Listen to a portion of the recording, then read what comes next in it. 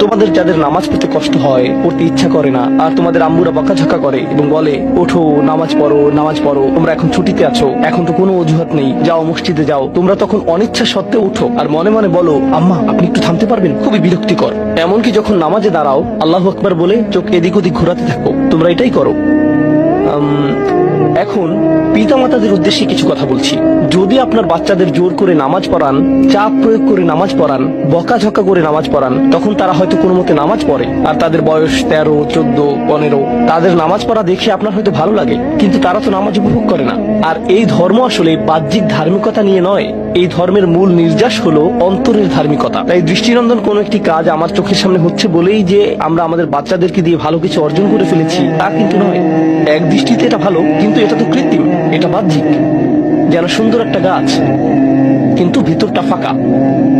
আর আল্লাহ এই ধর্মের মূলকে এভাবে বর্ণনা করেছেন, আসলুহা সাবিত ওয়া ফারউহা ফিস সামা, যার মূল সুদৃঢ়ভাবে স্থাপিত আর শাখা প্রশাখা আকাশ পানে বিস্তৃত।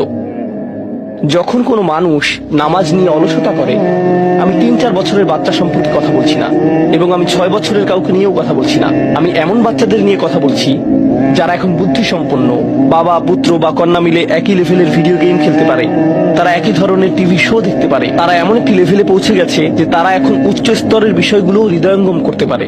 আপনার যেসব বিষয়ে আগ্রহ আছে তার কিছু কিছুতে তাদেরও আগ্রহ আছে। টিভিতে আপনি যদি কোনো খেলা দেখেন, তারাও আপনার সাথে দেখে। কিছু কিছু বিষয়ে তারা বুদ্ধিগত দিক থেকে আপনার সমপর্যায়ের। অবশ্যই তারা শিশু, তাদের ব্রেইন এখন পুরোপুরি পূর্ণতা পায়নি, এখনো কম ক্ষমতা সম্পন্ন, কিন্তু কিছু পর্যায়ে তারা ইতিমধ্যে বুদ্ধিমান সত্তা হয়ে গেছে এবং এখন তারা নিজস্ব সিদ্ধান্ত নেওয়ার ক্ষমতা প্রদর্শন করছে। তারা নিজের জন্য চিন্তা করতে পারে এবং বুদ্ধিমান প্রশ্ন করতে পারে।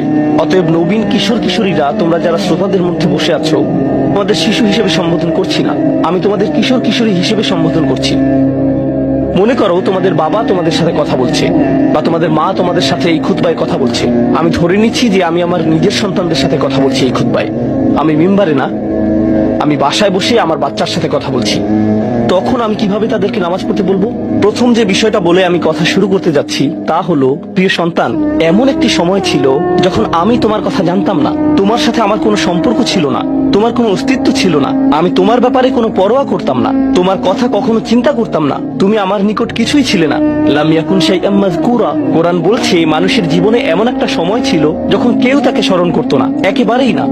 আমি তোমাকে একটুও ভালোবাসিনি, কারণ তুমি আমার নিকট জিরো ছিলে, কিছুই না। কিন্তু হঠাৎ করে আমার জীবনে তোমার আগমন ঘটলো।